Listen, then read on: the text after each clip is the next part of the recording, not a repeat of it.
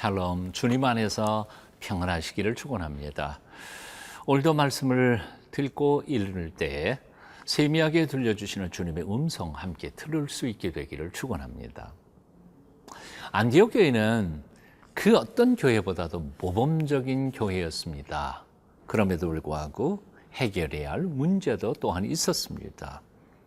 경험과 전통이 부족하기 때문에 도움을 받아야 할 때도 많이 있었습니다. 그런 교회가 교리적인 문제를 잘 풀고 난 다음에 사실은 실제적인 선교의 현장에서 또한 어려움을 겪게 됩니다. 오늘 말씀 함께 묵상하겠습니다. 사도행전 15장 30절부터 41절까지 말씀 봅니다.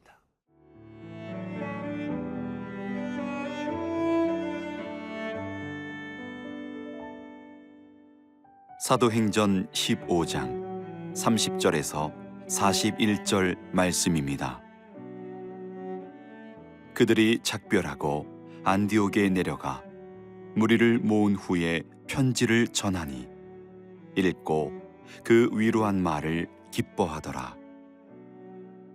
유다와 실라도 선지자라 여러 말로 형제를 권면하여 굳게 하고 얼마 있다가 평안히 가라는 전송을 형제들에게 받고 자기를 보내던 사람들에게로 돌아가되 바울과 바나바는 안디옥에서 유하며 수다한 다른 사람들과 함께 주의 말씀을 가르치며 전파하니라. 며칠 후에 바울이 바나바더러 말하되 우리가 주의 말씀을 전한 각 성으로 다시 가서 형제들이 어떠한가 방문하자 하고 바나바는 마가라 하는 요한도 데리고 가고자 하나 바울은 밤빌리아에서 자기들을 떠나 함께 일하러 가지 아니한 자를 데리고 가는 것이 옳지 않다 하여 서로 심히 다투어 피차 갈라서니 바나바는 마가를 데리고 배 타고 구브로로 가고 바울은 신라를 택한 후에 형제들에게 주의 은혜의 부탁함을 받고 떠나 수리아와 길리기아로 다니며 교회들을 견고하게 하니라. 서두에도 말씀을 드렸습니다만 이방인 중심의 안디옥 교회가 겪었던 문제 중에 가장 큰 것은 바로 교리적 혼란이었습니다. 이방인 그리스도인들이 유대인들처럼 똑같이 그렇게 구약의 율법을 문자 그대로 지켜야 하는가? 예수 그리스도의 피 묻은 보혈의 능력이 우리를 구속하는 데 모자람이 있단 말인가? 예수님만 믿으면 구원받는다는 이 복음이 다시 율법으로 되돌아가야 하는 것은 아닌가 하는 이 복잡하고 어려운 문제들에 대하여 이 안디옥 교회는 본인들이 그 문제를 풀어가려고 애쓰지 않고 선배인 어머니 교회 예루살렘 교회에 요청을 해서 지혜를 구했습니다. 그런데 그 예루살렘 교회에서 결정을 내린 것은 정말 은혜롭고도 또 귀한 답장이었습니다. 이방인 교회 그리스도인들이 유대인처럼 될 필요는 없다고 자유를 선포하게 해준 것이었습니다. 그리고 편지를 보내고 그것도 모자라서 대표자를 보내서 안디옥 교회 교인들을 위로했다는 것이죠. 오늘 30절부터 35절까지 읽어봅니다. 그들이 작별하고 안디옥에 내려가 무리를 모은 후에 편지를 전하니 읽고 그 위로한 말을 기뻐하더라. 유다와 실라도 선지자라 여러 말로 형제를 권면하여 굳게 하고 얼마 있다가 평안히 가라는 전송을 받고 형제들에게 받고 자기를 보내던 사람들에게 돌아가되 35절 바울과 바나바는 안디옥에서 유하며 수다한 다른 사람들과 함께 주의 말씀을 가르치며 전파하니라. 수다한 엄청나게 많은 다른 사람들에게 복음을 전하며 전파하였다. 어떤 결과요? 화목한 안디옥 교회, 교리적인 문제를 해결하고 난 건강한 교회의 열매가 다시 또 풍성히 맺히기 시작했다는 겁니다. 옛말에 이런 말이 있죠. 비 온 뒤에 땅이 굳는다고 했습니다. 사실 우리 인생을 살아가는 동안에 우리의 만남 속, 우리의 공동체 속, 우리의 직장, 어디에든지 문제 없는 데가 없고 다툼이 없는 데가 없습니다. 근데 우리는 문제를 문제로 생각하거나 다툼을 그야말로 문제로 생각하는 경향이 있지만 곰곰이 생각해 보면 그 문제는 모두 다 성숙하고 성장하기 위한 밑거름이 되는 것들이 아닌가 생각해 봅니다.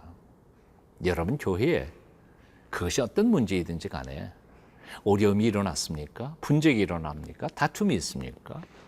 그걸 문제로 여기지 마십시다. 그 속에 담겨져 있는 하나님의 성숙의 교육 프로그램을 한번 살펴보셨으면 좋겠습니다. 이 모든 일들을 통해서 하나님의 교회를 굳게 다져가며 굳게 세워가며 그리고 우리 모두를 함께 성숙시켜 가시는 성령님의 이끄심과 인도하심을 믿을 수 있었으면 좋겠습니다. 사도 바울은 로마서 8장 28절에서 이런 고백을 했죠. 하나님을 믿는 사람들, 곧 그 뜻대로 부르심을 입은 사람들을 위하여 하나님께서는 모든 것을 합해서 가장 좋은 것을 만들어 가신다. 그렇습니다. 하나님께서는 모든 것을 합하여 그 모든 것 속에는 축복도 있지만 어려움도 있습니다. 병 고침, 치유받는 것도 있지만 병이 드는 것도 있습니다. 하나님은 전능하셔서 우리의 모든 슬픔과 아픔과 고통까지도 합해서 가장 좋은 것을 만들어 가실 수 있는 분이십니다. 그 하나님을 신뢰하십시오. 그리고 고난 속에서도 기다리며 위로하십시오. 주께서 함께 하실 것입니다.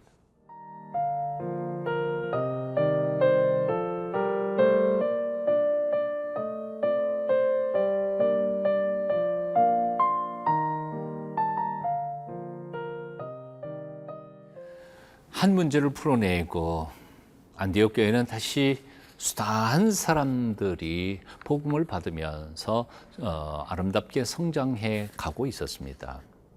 이때에 바울과 바나바는 자신들이 1차 선교 여행을 떠났던 그 교회들이 믿음 안에서 잘 성숙하고 있는지 궁금해졌습니다. 그래서 두 번째 선교 여행을 떠나기로 결심합니다. 오늘 본문 36절 보실까요? 며칠 후에 바울이 바나바더로 말하되 우리가 주의 말씀을 전한 각 성으로 다시 가서 형제들이 어떠한가 방문하자 하고. 자, 그런데 여기까지는 좋았습니다. 문제는 2차 선교 여행을 떠날 때 선교 대원들을 조직하는 데에서 문제가 발생하기 시작했습니다. 한번 읽어볼까요? 37절부터 39절까지입니다. 바나바는 마가라 하는 요한도 데리고 가고자 하나 바울은 밤빌리아에서 자기들을 떠나 함께 일하러 가지 아니한 자를 데리고 가는 것이 옳지 않다 하여 서로 심히 다투어 피차 갈라서니 바나바는 마가를 데리고 배 타고 구브로로 가고 바울은 실라를 택한 후에 형제들에게 주의 은혜에 부탁함을 받고 떠나. 한마디로 말해서 바나바와 바울이 갈라져 버렸습니다. 갈라진 이유는 딱 하나였습니다. 사람 하나이죠. 마가라고 하는 요한이 밤빌리아 쪽에서 온다 간다는 말도 없이 선교 여행이 너무 힘들고 괴로우니까 도망가 버렸던 사건을 바울은 기억했던 겁니다. 그런 무책임한 선교사를 우리가 같이 데리고 갈 수 없다. 그리고 거절한 것이 바울의 입장이었고요. 바나바는 사울 같은 청년을 품었던 사랑이 풍성한 사람이었기에 사람이 실수할 수도 있는 거지. 그리고 데려가자 하고 사랑의 권면, 사랑의 입장에서 주장한 것이었습니다. 첨예하게 둘이 만났습니다. 사실 바울 같은 사람은 얼마나 강력한 사람, 얼마나 과격한 사람, 그리고 원칙주의자였습니까? 바리새인 출신이었는데요. 그리고 바나바 입장에서는 또 얼마나 사랑이 풍성한 사람이었습니까? 둘 다 하나님의 마음에 드는 사람들이었죠. 그러나 갈라질 수밖에 없었습니다. 이 분열, 선교 대원들의 분열 사건을 통해서 우리는 참 많은 교훈들을 받습니다. 성령 충만한 사람들, 그리고 말씀대로 살아가려고 하는 순수한 일꾼들조차 갈라질 때가 있다는 겁니다. 그러므로 우리가 교회 공동체 혹은 사역 공동체에서 의견이 달라질 때 너무 낙심하거나 절망하거나 그리고 상대방을 원망하거나 질책할 필요는 없다는 생각을 해봅니다. 궁극적으로 보면 바울은 실라와 함께 그리고 바나바는 그 마가라고 하는 요한과 함께 전도대, 선교대원이 둘이나 생긴 겁니다. 그리고 두 배나 하나님의 복음의 역사는 더 나타날 수 있었습니다.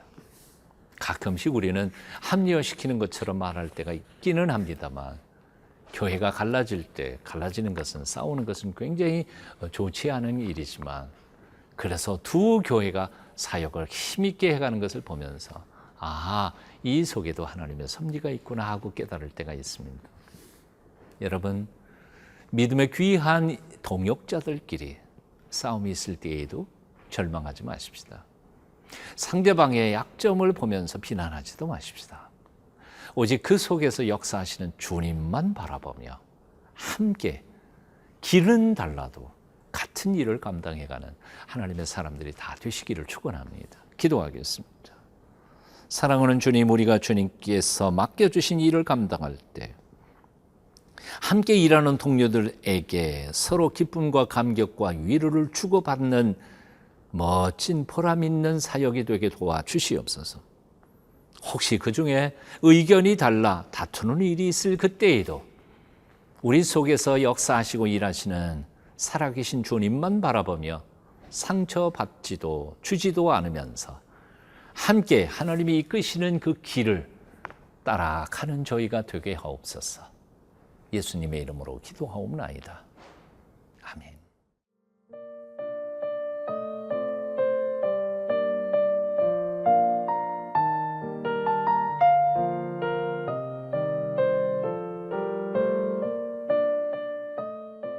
이 프로그램은 시청자 여러분의 소중한 후원으로 제작됩니다.